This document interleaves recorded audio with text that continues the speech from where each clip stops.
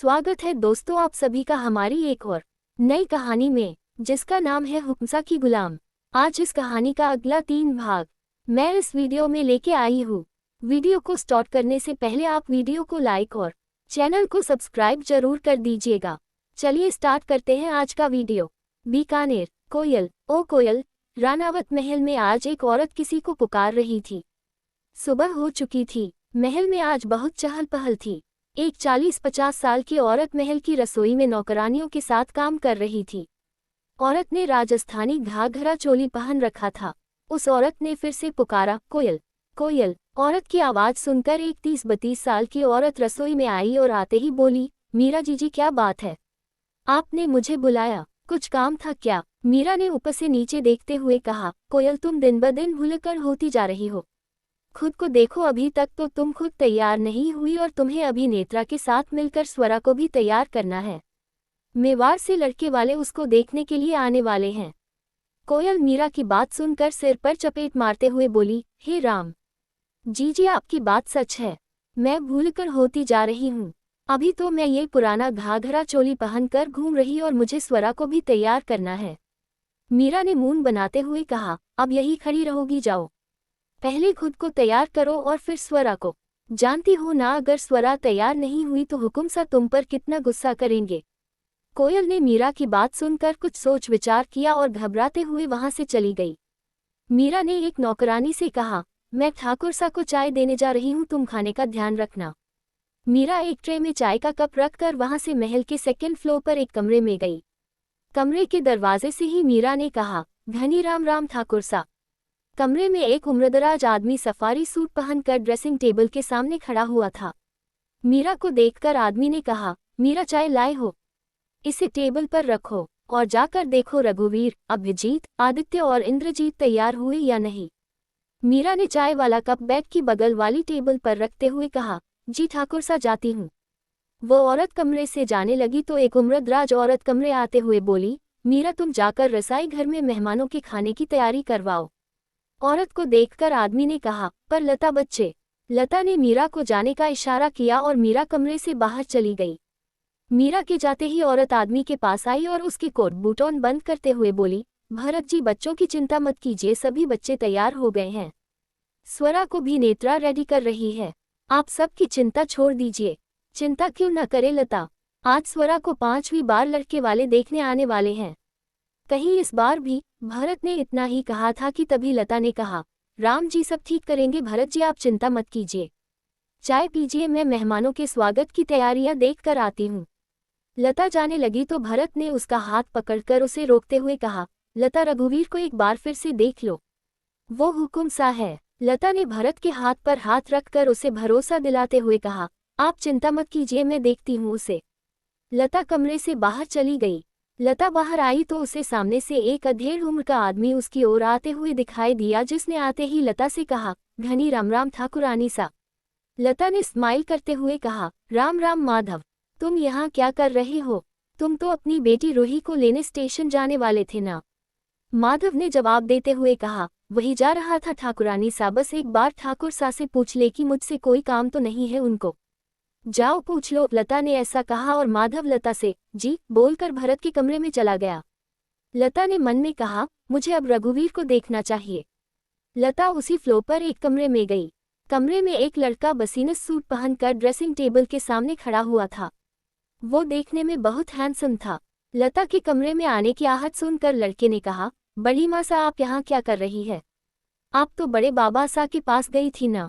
लड़के ने लता को बिना देखे ही इतनी सारी बातें बोल दी, जिसे सुनकर लता ने चौंकते हुए पूछा, रघुवीर तुम्हें कैसे पता चला कि मैं भरत जी के कमरे में गई थी? रघुवीर ने सब से पहले लता के पैर छुए और लता ने आशीर्वाद देते हुए कहा, जीते रहो बेटा, सदा खुश रहो। रघुवीर ने लता को जवाब देते हुए कहा, बड़ी माँ सा हम महल में हो या महल के बाहर, हमारी नज़र हमेशा महल की हर हरकत पर रहती है। इतना बोलकर रघुवीर ने वो पल याद किए जब ड्रेसिंग टेबल के सामने खड़ा हुआ था और लता उसके कमरे के बाहर से गुजरी थी और वो भरत के कमरे की ओर जा रही थी। रघुवीर की बात सुनकर लता ने उसकी गाल पर हाथ रखकर स्माइल करते हुए कहा, इन्हीं खूबियों के कारण ही तो तुम हुकुमसा बने हो बेटा। भरत जी के बाद अब तुम उन्हीं का नाम रोशन कर रहे हो। रघुवीर ने स्माइल करते हुए कहा, ये सब आपके और बड़े बाबा सा के आशीर्वाद की देन है। लता और रघुवीर ऐसे बातें कर रहे थे कि तभी वहां एक नौकर आया और आते ही बोला, घनी राम राम ठाकुर सा। वो लड़के वाले आ गए। लड़के वालों के आने की खबर सुनकर लता ने रघुवीर को समझाते हुए कहा, बेटा अगर वो लोग कुछ बोले तो तुम चुप हो जाना, प्लीज बेटा। रघुवीर ने मुंह बनाते हुए लता को कहा, बड़ी मासा, अगर वो लोग स्वरा को छोड़कर किसी और की बात करेंगे तो हमें बोलना पड़ेगा। ऐसा बोलकर रघुवीर कमरे से बाहर चला गया। उसके जाते ही लता ने मन में कहा, पता नहीं अब लड़के वालों और रघुवीर के बीच क्या झड़प होगी। रघुवीर कमरे से बाहर हॉल में आया तो वहां पर लड़के वाले की फैमिली बैठी हुई थी। एक नवजुवक लड़का अपना माँ बाप के साथ बैठा हुआ था। तीनों चाय नाश्ता कर रहे थे। रघुवीर को देखकर तीनों ने खड़े होकर कहा, खम्मा घनी हुकुम सा। रघुवीर ने हाथ जोड़कर कहा, घनी खम्मा बिराजिए रावत जी। वो सब बैठकर बातें करने लगे। लता, भरत, माधव और 4 नवजुवक लड़के भी वहां आ गए थे। सबने एक दूसरे को हाल चाल पूछा।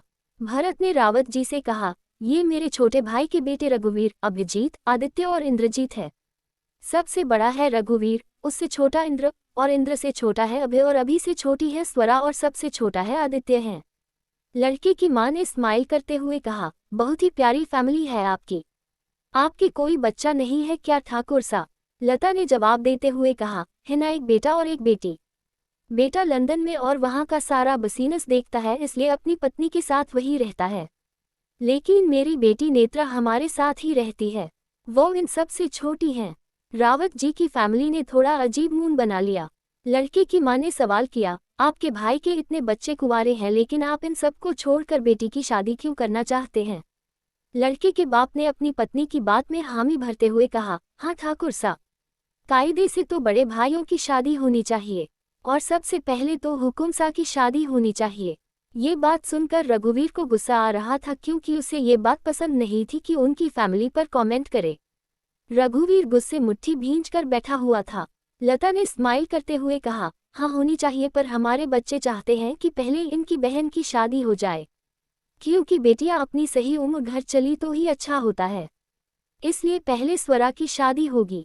लता की बात सुनकर लड़के की मां ने मुंह में बड़बड़ाते हुए कहा, सही कहा, वरना वो भी अपनी बुआ की तरह भाग जाएगी। लड़के की मां की बात रघुवीर के कानों में पड़ी तो उसके गुस्से का पारा 7वें आसमान पर पहुंच गया। लड़के की मां ने स्माइल करते हुए कहा, लड़की को तो बुलाए ठाकुरानी सा। लड़के की मां की बात सुनकर लता ने कहा, जी बुलाते हैं। इंद्र, स्वरा को बुलाओ। इंद्र जाने लगा तो रघुवीर ने गुस्से से कहा, रुको इंद्र। इंद्र रघुवीर की बात सुनकर वहीं रुक गया। रनावत फैमिली के चेहरे का रंग उड़ गया था। रघुवीर ने अपनी जगह से खड़े होकर कहा, स्वरा यहाँ नहीं आएगी, यहाँ कोई देख दिखाई नहीं होगी, आप लोग जा सकते हैं रावत जी। खम्मा घनी। रघुवीर ने ऐसा और से चला गया। रघुवीर के जाते ही लड़के की मां ने मुंह बनाते हुए कहा, खुद परिवार दाग साफ नहीं कर सकते हैं और हम जैसे इज्जतदार लोगों को घर बुलाकर बेइज्जती करते। चलिए यहाँ से। लड़के वाले वहां से चले गए। उनके जाते ही आदि ने मुंह बनाते हुए कहा, लो फिर से लड़के वाले स्वरा दी को बिना देखे ही चले गए। आदि की बात सुनकर सब उसे घूरने लगे। भरत ने मुंह बनाते हुए कहा, आदि फालतू बातें मत करो, 21 साल के हो चुके हो, तुम बच्चे नहीं हो, जाओ और स्वरा को लड़के वालों के बारे में बताओ। आदि ने सिर झुका कर कहा, जी बड़े बाबा सा जाते हैं। आदि वहां से स्वरा के कमरे की ओर चला गया। लता ने माधव को कहा, माधव तुम जाओ और रूही को स्टेशन से लेकर आओ। माधव ने कहा, जी ठाकुरानी सा। माधव भी स्टेशन के लिए निकल गया। आदि जब स्वरा के कमरे में पहुंचा तो वहां एक लड़की साड़ी पहनकर ड्रेसिंग टेबल के सामने बैठी हुई थी। कोयल और एक 19 से 20 साल की लड़की उसे रेडी कर रही थी। लड़की ने सिंपल सलवार सूट पहन रखा था और कोयल ने हमेशा की तरह राजस्थानी घाघरा चोली पहन रखा था। साड़ी वाली लड़की ने आदि को सवाल किया, क्या लड़के वाले आ गए आदि? आदि ने आते ही साड़ी वाली लड़की को कहा, स्वरा दी लड़के वाले आए और चले गए। आदि की बात सुनकर तीनों लड़कियों का मुंह लटक गया।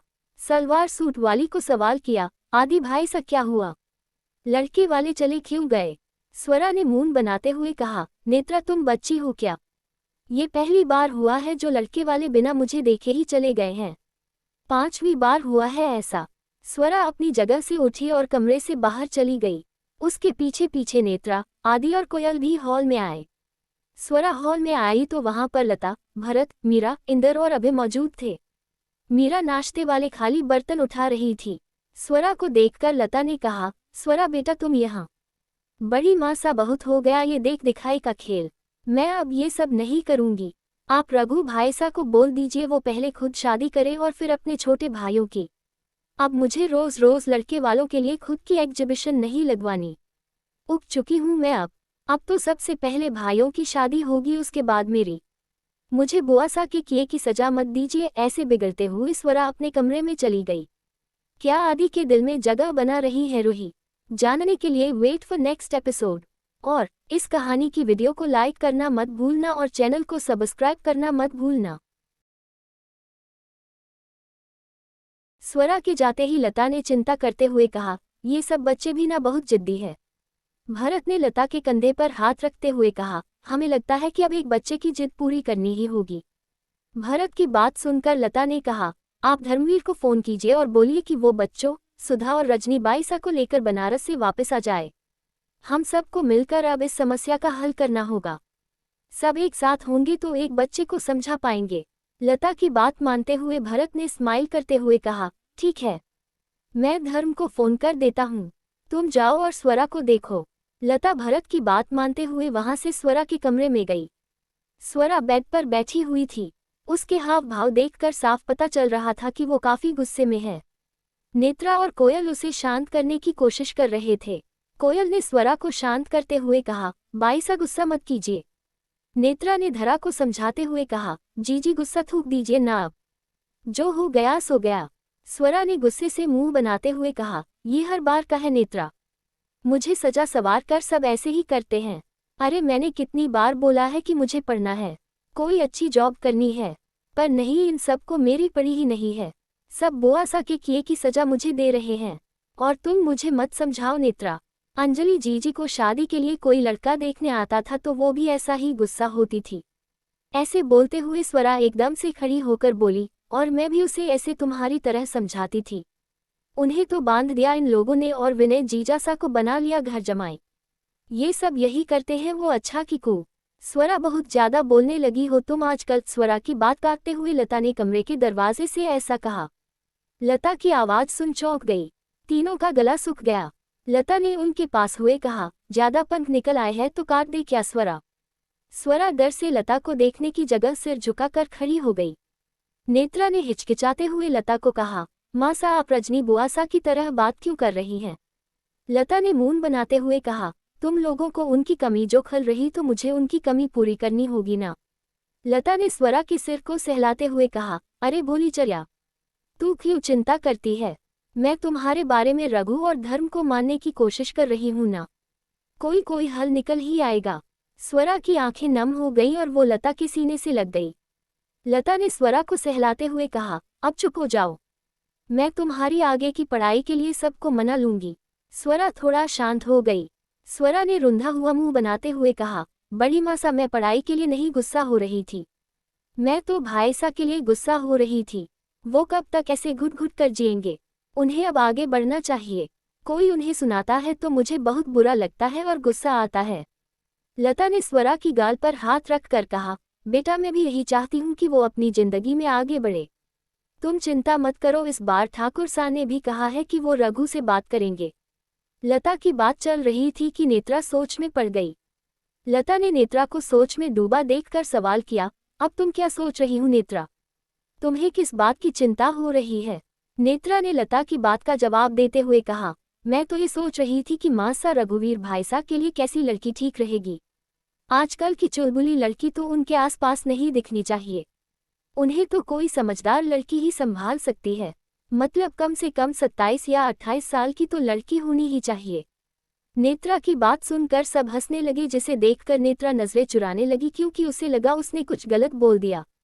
लता ने नेत्रा की गाल पर हाथ रखते हुए कहा, 17 साल की तो तुम भी, लेकिन आजकल बातें तो तुम भी समझदारी वाली करने लगी हो। रघु शादी के लिए तो मान जाए लड़की तो हम फिर ढूंढेंगे ना। वो लोग ऐसे बातें कर रहे थे कि तभी मीरा के पुकारने की आवाज आई, कोयल कोयल कोयल। मीरा की आवाज सुनकर मुंह बनाते हुए बोली, अरे जीजी बुला रही है। मैं तो भूल ही गई, मुझे रूही का कमरा ठीक करना था। ठाकुरानी सा क्या मैं जाऊं? लता ने स्माइल करते हुए कहा, जाओ। कोयल, रूही 12 साल बाद घर आ रही है। रूही की माँ है मीरा, वो तो आज फूली नहीं समा रही। जाओ उसकी मदद करो। माधव भी स्टेशन पहुंच चुका होगा। लता की बात सुनकर कोयल वहां से निकल गई। उसके जाते ही नेत्रा ने स्माइल करते हुए कहा, माँ सा रूही तो हमारी उम्र की होगी ना? लता ने स्माइल करते हुए कहा, हाँ, शायद 1 साल बड़ी है। 1 साल, इतना तो चलता है। चलो, मुझे एक नया दोस्त मिल जाएगा। पता नहीं रूही कैसी दिखती होगी, नेत्रा रूही के बारे में सोचते हुए बोली। बीकानेर रेलवे स्टेशन पर एक ट्रेन रुकी तो उसमें से एक 18-19 साल की एक लड़की अपने ट्रॉली बैग को लेकर बाहर आई। वो दिखाने में जितनी खूबसूरत थी, उम्र में उतनी ही छोटी लग रही थी। उस लड़की ने ढीली स्लीवलेस शॉर्ट कुर्ती और कटी फटी जीन्स पहन रही थी। वो लड़की ट्रेन से बाहर आते ही गुनगुनाने लगी, मेरी आंखें करे लव टॉकिंग, मेरी चाल बड़ी ही रोकिंग, मेरी हर एक अदा है ऊ लाला, कोई मुझसे नैन लड़ाए, कोई मुझको छूना चाहे, मुझ पे हर कोई फिदा है ऊ लाला ऊ लाला ला ला ला ला। माधव भी स्टेशन पहुंच चुका था। वो उस लड़की आवाज सुनकर बोला, ये तो रूही की आवाज है, लेकिन वो है कहाँ? वो लड़की जो गाना गाते हुए झूम रही थी। माधव को देख उसके पास आकर नाचते हुए गाने लगी, मेरी आंखें करे लव टॉकिंग, मेरी चाल बड़ी ही रोकिंग, मेरी हर एक अदा है ऊ लाला, कोई मुझसे नैन लड़ाए, कोई मुझको छूना चाहे, मुझ पे हर कोई फिदा है ऊ लाला। माधव उस लड़की को और उसके बैग को लेकर स्टेशन से बाहर जीप के पास आया। वो जीप में ड्राइवर सीट पर बैठा हुआ था। लड़की का बैग जीप की बैक सीट पर रखा हुआ था। लड़की ड्राइवर की बगल में खड़ी होकर अभी भी गुनगुना रही थी। लड़की ने आगे गाया, यू वाने फील में, यू वाने फील में, यू वाने फील में टच में, होल्ड में नो, यू वाने फील में टच में। वो ऐसे गुनगुना रही थी तो माधव उसके लिए चिंता कर रहा था। माधव ने मन में कहा, महल की इतनी पाबंदियों में मेरी चुलबुली रूही अब कैसे रहेगी? क्या होगा इसके सपने का? माधव ने मन में कहा, महल की इतनी पाबंदियों में मेरी चुलबुली रूही अब कैसे रहेगी? क्या होगा इसके सपने का? माधव ऐसे सोच रहा था और रूही उसकी बगल में बैठी गुनगुनाए जा रही थी। वो लोग जब बीकानेर के रानावत महल पहुंचे तो फिर भी रूही गुनगुना रही थी। रूही की आवाज महल के अंदर भी सुनाई दे रही थी। रूही की आवाज सुनकर रघु को भी अपने कमरे में सुनाई दी। वो सोफे पर बैठा एक फाइल देख रहा था। माधव ने रूही को डांटते हुए कहा, छोरी अब चुप हो जा, ये तुम्हारा स्कूल नहीं है। पूरे रास्ते तेरी मस्ती में चुपचाप देख रहा था, पर अब कोई मस्ती नहीं, समझी? अब हम घर आ गए हैं। रूही माधव की बात चुप हो गए, लेकिन महल के अंदर रूही की आवाज सुनकर हलचल मच चुकी थी। रघु आवाज सुन गुस्से से बोला, ऐसा घटिया गाना कौन गा रहा है? रघु आवाज सुनकर अपने कमरे से बाहर जाने लगा और उधर रूही और उसके बैग को लेकर माधव महल के अंदर आया। रूही महल को देखकर चौंक गई। महल को देखकर रूही ने मुंह फाड़कर कहा, कितना खूबसूरत महल ये। रूही ऐसे बोल रही थी कि उसका ध्यान महल की छत की ओर गया। महल की छत की नक्काशी देखकर रूही उसी में खो गई।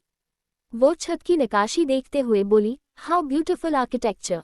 वो करते हुए छत को देखते हुए घूमकर नीचे गिर गई। वो सीधी रघु के पैरों में गिरी। रघु के पैरों में ऐसी हालत में इतनी खूबसूरत लड़की पड़ी हुई थी, पर रघु रूही को देखकर आग बबूला हो रहा था। माधव रघु को देखकर सिर झुकाकर खड़ा हुआ था। रूही ने हाथ रघु की ओर बढ़ाते हुए कहा, सर जरा हेल्प कीजिए ना। रघु ने रूही के कपड़े देखे तो उसकी नज़र रूही की स्लीवलेस कुर्ती और कटी फटी जीन्स पर पड़ी, जिसे देखकर रघु गुस्से से आग बबूला। रघु ने गुस्से से मुट्ठी भींचते हुए रूही से नजरें फेर ली और महल से बाहर चला गया। उसको जाते हुए देखकर रूही ने मुंह बनाते हुए कहा, कैसे बदतमीज इंसान है, हेल्प भी नहीं की। रूही की बात सुनकर माधव ने उसे बाजू से पकड़कर खड़ा करते हुए कहा, रूही तू आते ही क्यों मौत को दावत देना चाहती है? वो हुक्म सा है। अच्छा हुआ कि उन्होंने तुम्हें ऐसी बदतमीजी के लिए कुछ नहीं कहा। रूही ने माधव की बात सुनकर मुंह बनाते हुए कहा, वो हुक्म सा है तो क्या मैं उनकी गुलाम हूँ जो वो ऐसे बिहेव कर रहे हो? रूही की बात का जवाब देते हुए माधव ने कहा, हाँ गुलाम है तू उनकी। रूही ने माधव की बात सुनकर हैरान थी। वो कुछ बोलने वाली थी कि तभी उसके पीछे से मीरा की आवाज आई, मेरी लाडो आ गई। रूही पीछे मुड़ी तो उसके पीछे मीरा खड़ी हुई थी। रूही मीरा के गले लगते हुए बोली, मासा। रूही की आवाज सुनकर रानावत के सारे मेंबर्स भी वहां आ गए थे। वो लोग रूही को देखे जा रहे थे, क्योंकि रूही जैसा लुक उन्होंने कभी नहीं देखा। मीरा ने रूही को इशारा किया तो रूही ने उनको देखकर एक साथ कहा, हेलो। लड़के तो उसे देखकर देखे जा रहे थे। आदि ने अपनी बगल में खड़े अभी के कान में घिरे से कहा, भाई सा ये लड़की कितनी क्यूट है। अभी ने आदि की बात सुनकर उसकी ओर गुस्से से घूरा और आदि ने सिर झुका लिया। लड़के वहां से चले गए। रूही के कपड़े देखकर नेत्रा ने स्वरा के कान में कहा, जी ये लड़की कितनी प्यारी लग रही है ऐसे कपड़ों में। काश हम भी ऐसे कपड़े पहन सकते। लता उनकी बात सुनकर उनकी ओर घूरने लगी। मीरा ने रूही के कान में कुछ कहा जिसे सुनकर रूही ने झुककर लता और भरत को कहा, ख ममा घनी ठाकुर सा। खम्मा घनी ठाकुरानी सा। भरत ने स्माइल करते हुए देखा और वहां से चला गया पर लता उसके पास आई। लता ने रूही को समझाते हुए कहा, देख छोरी अब तुम्हें यहाँ इस महल में रहना है तो दो चीजों का ध्यान रखना। पहली तुम ऐसे कपड़े फिर से मत पहनना और दूसरा गाना मत गाना, समझी। लता की बात सुनकर रूही हैरान थी। मीरा के कंधे पर हाथ रखकर लता ने कहा, इसे महल के कायदे समझा देना मीरा। ऐसा बोलकर लता वहां से चली गई। रूही लता को जाते हुए देखकर आगे बढ़ी कि वो फिर से गिर पड़ी। मीरा उसको देखकर मुंह बनाते हुए बोली, ये छोरी भी ऐसे ही गिरती पड़ती रहती है, बचपन की आदत अभी तक नहीं गई। रूही मीरा की बात सुनकर मुंह बनाते हुए बोली, मानसा इतने सालों बाद आपके पास आई हूँ। आपको मुझसे प्यार से करनी चाहिए थी, पर आप डांट रही है। अब मुझे उठने में मदद कीजिए। नेत्रा ने रूही के आगे अपना हाथ बढ़ाया और कहा, रूही मेरा हाथ पकड़ ऊपर आओ। रूही ने नेत्रा का हाथ पकड़ लिया और उसके सहारे खड़ी हो गई। ये सब देखकर मीरा और माधव परेशान हो गए। मीरा ने रूही का हाथ छोड़ते हुए कहा, बाईसा इसकी आदत है गिरना पड़ना, इसे माफ कर दीजिए। इसे किसी ने आपके साथ देख लिया तो। स्वरा ने मीरा की बात काटते हुए कहा, तो क्या मीरा काकी सा। रूही अब हमारी। स्वरा ने इतना ही कहा था कि मीरा ने रूही का हाथ पकड़कर कहा, बाईसा ये अभी बच्ची है, इसकी 12वीं का नतीजा आ जाएगा तो ये आगे की पढ़ाई के लिए चली जाएगी, कुछ दिन की बात है। मीरा की बात सुनकर नेत्रा ने कहा, काकी सा आप हमें गलत समझ रही हो, हम तो रूही को अपनी दोस्त बनाना चाहते हैं। उनकी बात सुनकर रूही खुश हो गई पर मीरा ने घबराते हुए कहा, माफ करना बाई साहब, इसे इसका कमरा दिखाना है। मीरा और माधव दोनों रूही और उसका बैग लेकर वहां से चले गए। नेत्रा ने स्माइल करते हुए कहा, मीरा काकी सा आप हमें रूही से जितना दूर रखना चाहती है रख लीजिए, पर हम रूही को अपनी। इतना बोलकर स्वरा और नेत्रा स्माइल करने लगी। दूसरी ओर मीरा और माधव रूही को कमरे में लेकर आई। रूही ने आते ही किया, मानसा ये सब क्या है, ये लोग मुझसे ऐसे बिहेव क्यों करते। बाबा सा बोले कि मैं हुकुम सा की गुलाम हूँ। क्यों मैं हुकुम की गुलाम हूँ। आगे इस कहानी में क्या होगा उसके लिए बने रहिए। रूही ने आते ही किया, मानसा ये सब क्या है, ये लोग मुझसे ऐसे बिहेव क्यों करते। बाबा सा बोले कि मैं हुकुम सा की गुलाम हूँ। क्यों मैं हुकुम की गुलाम हूँ। रूही के सवाल सुनकर सब मीरा और माधव को आंखें दिखाने लगी।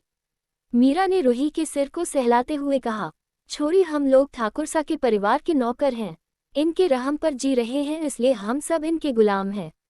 पर माँ सा ये क्या बात हुई। रूही इतना ही बोली थी कि तभी कोयल ने उसका कान पकड़कर खींचा तो रूही ने दर्द से कराहते हुए कहा, आह काकी सा मेरा कान। कोयल ने रूही का कान मरोड़ते हुए कहा, आते ही सवाल शुरू कर दिए तुमने, अभी तक किसी से अच्छे से मिली भी नहीं है, मुझे तो याद भी नहीं किया कभी। कोयल की बात सुनकर रूही ने माफी मांगते हुए कहा, अरे माफ कर दीजिए काकी सा, और कान तो छोड़िए, फिर ही मिलेंगे आपसे। कोयल ने कान छोड़ दिया। रूही कोयल के गले से लिपटते हुए बोली, काकी सा कैसी हो आप। मैं तो ठीक हूँ, पर तू बता छोरी, तू तो घनी मॉडल बनी फिर रही है, लग ही नहीं रहा तू हमारी रूही है। कोयल ने रूही को ऊपर से नीचे तक देखते हुए कहा। कोयल की बात काटते हुए मीरा ने कहा, कोयल जब तक रूही यहाँ, इसे देखकर लगना चाहिए कि ये हमारी छोरी है। इसके लिए कपड़े लेकर आ, मैं इसके लिए खाने को कुछ लेकर आती हूँ। देखो तो सूख कर काटा हो गई है, 18 की हो चुकी है लेकिन देखने से 15 की लग रही है। मीरा की बात सुनकर रूही ने मुंह बनाते हुए कहा, मानसा ये आप क्या बोल रही है, अच्छी भली तो दिख रही हूँ, आप तो मुझसे प्यार ही नहीं करते। मेरे काकू सा कहाँ है, वही है जो मुझसे प्यार करते हैं, और टिंकू कहाँ है। कोयल रूही को जवाब देते हुए बोली, छोरी तुम्हारे काकू सा बनारस गए हैं धर्म ठाकुर सा के साथ, और टिंकू जिद कर रहा था तो उसे भी साथ ले गए। रूही ने मुंह बनाते हुए कहा, ओ वो लोग कब आएंगे, मेरा उनके बिना दिल नहीं लगेगा। मीरा ने जवाब देते हुए कहा, वो लोग 1-2 दिन में आ जाएंगे छोरी। तू ऐसे मूड मत बना, हम लोग यही हैं, महल में बहुत काम है। और एक बात कान खोल कर सुन ले, यहाँ पर ये कपड़े मत पहनना और उछल कूद तो बिल्कुल भी मत करना। ठाकुर सा के परिवार से दूर रहना, खासकर इस महल के छोरों से, समझी। मीरा की बात सुनकर रूही के मन में बहुत सवाल आ रहे थे। वो बहुत कुछ पूछना चाहती थी पर वो कोयल की वजह से चुप हो गई, क्योंकि कोयल ने उसका हाथ पकड़कर उसे रोक रखा था। मीरा ने कोयल को देखते हुए कहा, कोयल तू यही खड़ी रहेगी क्या?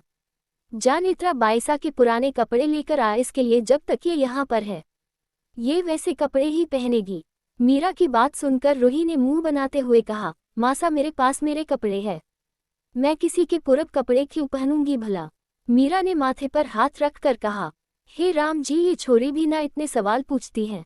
अरे एक बार तुम्हें बोल दिया है कि तू यहाँ पर ये कपड़े नहीं पहन सकती तो नहीं पहन सकती, अब एक भी सवाल मत करना, मैं तुम्हारे लिए खाना लाती हूँ।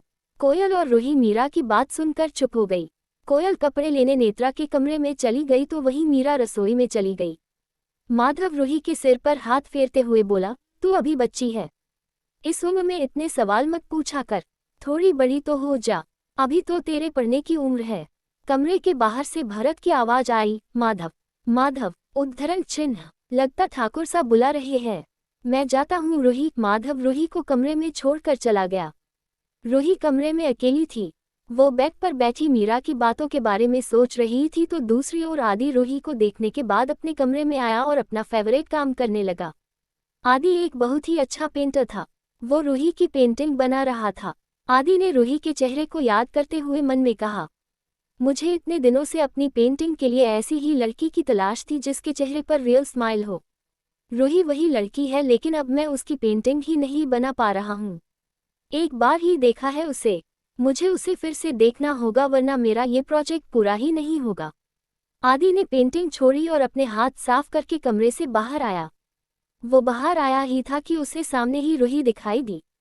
रूही ने राजस्थानी घाघरा चोली पहन रखा था और बालों की चोटी बना रखी थी। रूही महल की नक्काशी देखते हुए चल रही थी, उसका ध्यान फिर से ऊपर था। आदि ने रूही की ओर देखकर मन में कहा, वाओ, रूही तो इधर ही आ रही हैं, इन कपड़ों में तो ये और भी प्यारी लग रही है। रूही महल की दीवारों की नक्काशी देखते हुए आदि की ओर चली आ रही थी कि तभी उसका पैर उसके घाघरे में अटक गया और वो फिर से गिर पड़ी। इस बार वो आदि के पैरों में गिरी। रूही ने करहाते हुए कहा, आह। आदि ने अपना हाथ रूही की तरफ बढ़ाते हुए कहा, लगता है कि तुम्हें गिरने पड़ने की आदत है रूही। रूही अपने सामने आदि को देखकर मन में मीरा की बात याद करने लगी। रूही के मन में मीरा ने जवाब देते हुए कहा, वो लोग 1-2 दिन में आ जाएंगे छोरी, तू ऐसे मूड मत बना, हम लोग यही हैं, महल में बहुत काम है। और एक बात कान खोल कर सुन ले, यहाँ पर ये कपड़े मत पहनना और उछल कूद तो बिल्कुल भी मत करना। ठाकुर सा के परिवार से दूर रहना, खासकर इस महल के छोरों से, समझी। रूही ने मन में कहा, अब क्या करूं?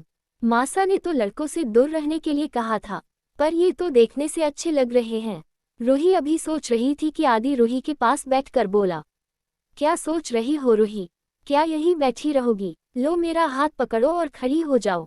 रूही ने अपना हाथ आदि की तरफ बढ़ाया ही था कि उसे ऐसा करते हुए सीढ़ियों के नीचे खड़ी उसकी माँ मीरा ने देख लिया।